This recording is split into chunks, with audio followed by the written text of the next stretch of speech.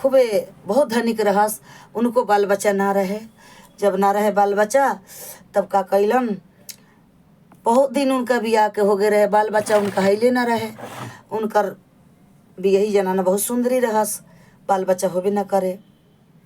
फिर गांव घर के लोग कहलक कि सुनी राजा साहब एक और बियाह करी, इतना धन जाता बा, का करे में इतना धन जाता संपत्ति के। तब राजा साहब कहलन कि ठीक बा, जब सब लोग कहता तो एक और बियाह करता नहीं। फिर एक और बियाह कैलन, फिर एक बियाह और कैलन, एक बियाह कैलन। ओकरा बाद में ना ये लोग उनको से ना बाल बच्चा भेल, उनको से बाल बच्चा ना भेल। ना भेला के बाद में फिर कस कि फिर तो सारा लोग बियाह करा देलक, एकरो से बाल बच्चा नहीं खे। फिर ओकरा बाद में फिर 2 साल 4 साल 5 साल के बाद में फिर रास्ता देखई केहू के तो रास्ता ना पूरा होकले तो दिल में घबराहट जरूर रहले, छरपटाहट जरूर रहले। फिर गांव के लोग कहे लगलक कि सुनी रउआ एगो और बियाह करी राजा साहब।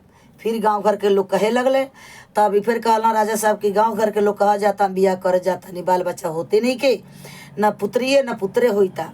फिर ओकरा बाद में तब फिर बियाह करवैलक लोग, गाँव के लोग 5 पसेरी लोग फिर बियाह करवैलक लोग। फिर बियाह करवैलक तो उनको से बाल बच्चा ना भई, 3 गो बियाह हो गई। अब कहला राजा की होके या ना होके अब ना करो। फिर 5-7 साल का बाद फिर कहल बड़ बुजुर्ग बैठेला तो इस बात के विचार करेला लोग, बड़ बुजुर्ग के हाँ उनकर घर कैसे चली, उनकर परिवार कैसे चली। हर समाज का नज़रों पर रहले, गांव समाज के बात हर घर परिवार के समाज जब बड़ बुजुर्ग लोग बैठेला लोग तो वो लोग अपन विचार करेला लोग कि हाँ उनका घर में ये है, उनका घर में यहाँ, उनका घर कैसे चलता, उनका घर कैसे चलता। बड़ बुजुर्ग लोग जरूर विचार करले। आ जर जवान लोग तो अपने मन में घमंड में रहले, लड़ाई झगड़ा का चक्कर में रहले। लेकिन बड़ बुजुर्ग का जरूर घर बसावे के, परिवार बसावे के, समाज बसावे के चक्कर में जरूर रहेला लोग। तो फिर उस बड़ बुजुर्ग लोग कहला कि सुनी राजा साहब कि एक बात और मानी हमने के, एक बार और एक रानी से बियाह करी कि कहीं हो सके पछला रानी से हो जाए। फिर पछला रानी से बियाह भेल गांव बड़ बुजुर्ग का लोग का कहला से। फिर उनको से शादी भइल।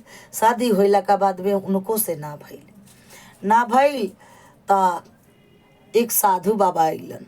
साधु बाबा अइलन तो कहलन ए रानी बिछा द हमें।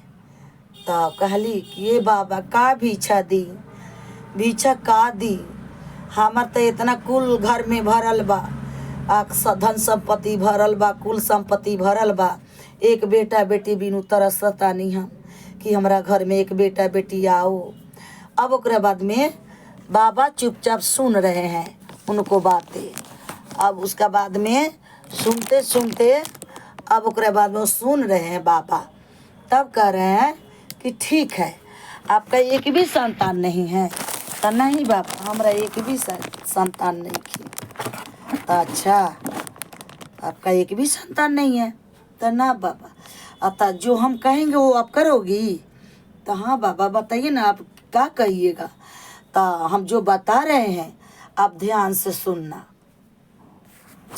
तो कह रहे हैं वो से ठीक है हम जो बताएंगे तो आप कर सकती हो। तो हाँ बाबा हम कर सकते हैं। अब ओकरा बाद में जब वो बताएं कि ठीक है किसी के बालक लेकर तुम उसको खून से तुम नहा लोगे तो तुम्हारे बाल बच्चा संतान हो जाएगा। तो हाँ बाबा ये बात हो जाएगा। तो हाँ ये बात हो जाएगा, किसी के बच्चों के जान मार के तुम उस खून से नहा लोगे तो तुम्हारे बाल बच्चा जरूर होगा। हाँ तब वो बोले कि ठीक है बाबा जब आप ये बात बता रहे हैं तो हम करेंगे। ठीक है। अब ओकरा बाद में वो तो खुश हो गई रानी, बहुत खुश हो गई, बहुत मगन हो गई कि बाबा हमें बहुत अच्छा बात बता रहे हैं। वो तो महादेव के परीक्षा था। अब ओकरा बाद में राजा साहब आए रात में।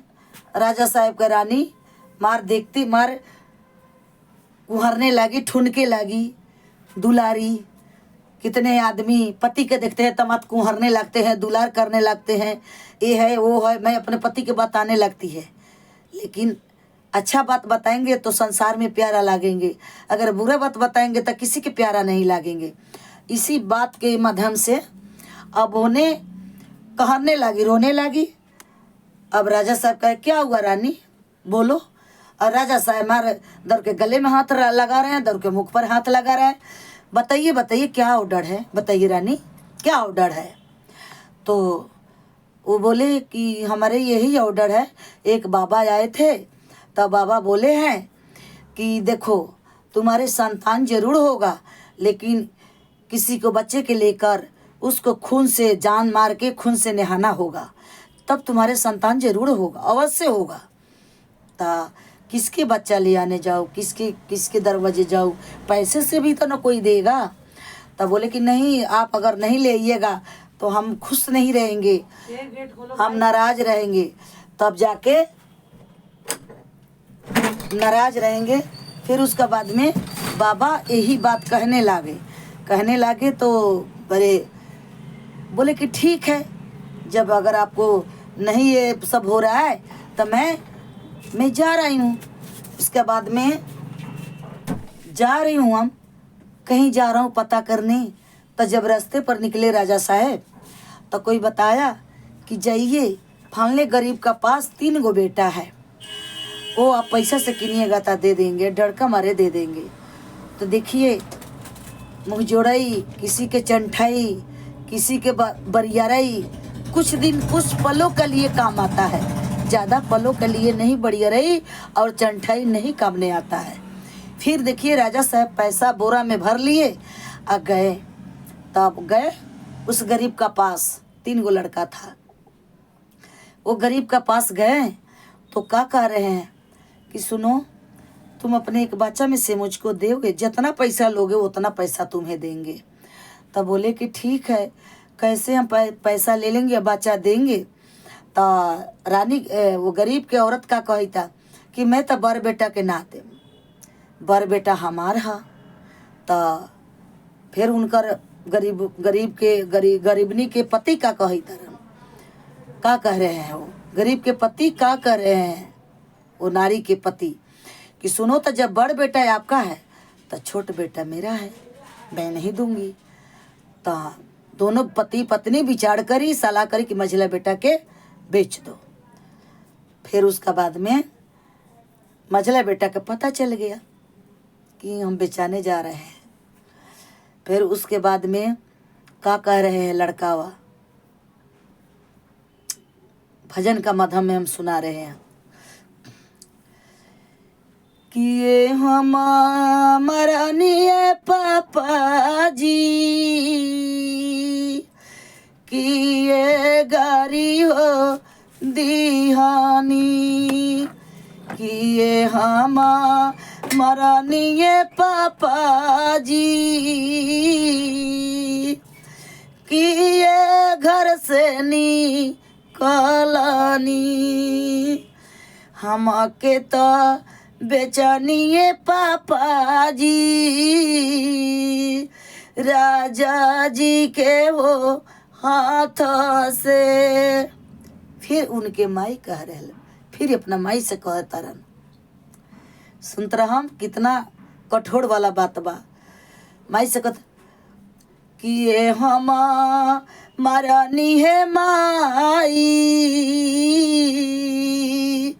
कि ये गारी हो दिहानी, कि ये हमारा नी हो माई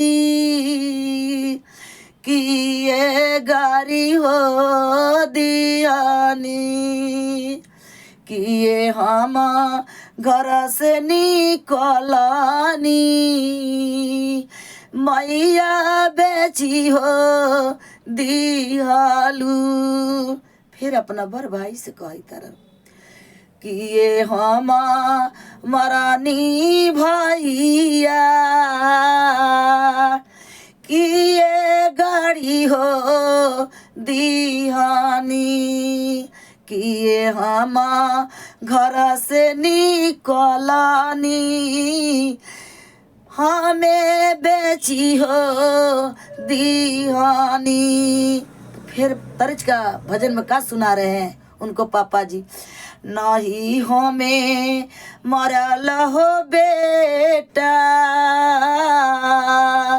नाही गरी हो आएला, नहीं हमें घर से निकलला पैसे कारण हो बेचनी, नहीं हमें मारल बेटा नाही गरी हो आइल, पैसे का कारण हो बेटा तोहरा बेची हो दीहानी। फिर अपना माई उनकर कहता रहा, नाही तुहे मरल हो बेटा नाही गरी हो आइला, नाही हमें घर से निकलला नाही पैसे का कारण हो बेटा हम बेची हो दीहानी। फिर उनकर भाई बोला था, नहीं हमें बरल है बबुआ नाही गरी हो आइला, नाही हमें मरल है बबुआ नाही गरी हो आइला, नाही पैसे का कारण बबुआ पापा बेची हो दिहलन, नाही हमें मरल बबुआ नाही गड़ी हो आइल, पैसे का कारण बबुआ मैया बेची हो दिहलीन। जब इतना बात सुन के पैसा के बोरा उसका पापा के माई के हाथ में धरा देलन और लड़का के बाह पकड़लन। राजा साहब चल गए लेके, जब लेके घर पर जाई तरन 5 टू कपड़ा उनका ला, वो लइका ला सिया के पट्टमर के पूरा कपड़ा सियाल बा एकदम जैसे राम जी लक्ष्मण जी ला पट्टमर के कपड़ा बनले वैसा ही उनका ला कपड़ा बहुत बढ़िया बनल बा। आ चारों तरफ से हमन हो रहल बा उनका घर में। राजा साहब का लेके गेलन लइका था, अब पूजा हो रहल बा, हमन हो रहल बा। लड़का के 5 टू कपड़ा पहना दिया। पहनाला के बाद में जब लड़का के खाना उना खिया दिया, खाना उना खियाला के बाद में कपड़ा उपड़ा पहना के 5 टू कपड़ा पहना के ले आवल गेल। जब ले आवल गेल, ले आइला के बाद में फिर की अब एकरा के काटल जाई, तो काटहू वाला आदमी लेके उ रानी रखले रहे अपना घर में, और राजा साहब तो लड़का लेके गेल ही रहस। फिर ओकरा बाद में जैसे तलवार पिजा के ले आके खड़ा करे तरह तलवार पूजा ले आके आ जैसे वो काटे वाला आदमी तलवार ऐसे उठा रहल बा, जैसे लगता से महादेव जाके पकड़ लेलन लइका के हाथ। लइका के हाथ पकड़ के कहलन, महादेव महादेव में कितने दया बा, कितने महान बारन। जब महादेव हाथ पकड़ लिए बच्चा के आ तलवार उनकर खड़े रह गए, आ महादेव लड़का के हाथ पकड़ लेलन। हाथ पकड़ लेला के बाद में कहलन कि दूसरे के पुत्र के लिया के आ तू खून से नहा लेबू तो तोरा बाल बच्चा हो जाई। तू 7 जन्म में बाझिन बाड़ू आ 7 जन्म में तू बाझिन रहबू। अनका पुत्र के देख के तू जड़ल बाड़ू, अनका पुत्र के देख के खुश न रहलू, अनका पुत्र के देख के खून से नहाइबू। यही से तू 7 जन्म में तू इसने रहबू, कभी माई न कहलैबू आ न कभी तू माई होइबू, न तू वंश के मुँह देखबू आ न तोरा होई। अब इतने बात सुन के लड़का के लेके हाथ पकड़ के महादेव अपना कुटिया में लेके चले गए।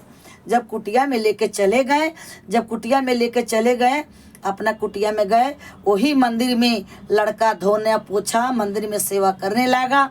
राजा हो गया लड़का। लड़का जब राजा हो गया, इनके माँ बाप भटकते भटकते भटकते भटकते जा रहल बा वही में है। तो लड़का उसका बड़ भाई भी चीन लेल, महतारी भी चीन लेल, बाप भी चीन लेल, लेकिन लड़का पत्थर सटा लेल अपना देह पर, करेजा में। महादेव पत्थर के करेजा बना दिलन कि हमर माई, हमर पापा, हमर भाई हमरा के पैसा खातिर बलिदान दिवैले बा, पैसा खातिर बलिदान देवे गेल बा। तो हमर भोलेनाथ महादेव, हमर बाप महतारी, माता पिता महादेव हवन। हम सातों जन्म में इनका कुटिया में रहम, आ कुटिया में हम अपन जिंदगी पर बस्ती कट लेम, हमरे बाप महतारी नहीं खे। तब प्रेम से बोली धरती मैया की जय, हर हर महादेव की जय, मैया पार्वती की जय, साहेब भैया की जय, लीलम दीदी की जय। तमाम हमारी गुरु भाई गुरु बहनों लोग सुनत होई, उनकी भी जय, गुरु बहनी की भी जय, नगर संसार समाज की जय। प्रेम से बोलिए उमापति महादेव की जय। हर हर महादेव, घर घर महादेव। जितना दीदी, जितना गुरु भाई लोग सुन लेखा इस चर्चा का माध्यम से, जितना भी दीदी सुनी है, जितना गुरु भाई लोग सुने हैं, जितना कमेंट में यूट्यूब का चैनल में ज़रूर सब्सक्राइब कीजिएगा, यूट्यूब में ज़रूर सब्सक्राइब कर दीजिएगा। हर हर महादेव ज़रूर लिखिएगा। पसंद आवे तो हर हर महादेव, हर हर महादेव, घर घर महादेव, हर हर महादेव, घर घर महादेव, हर हर महादेव। जय माता।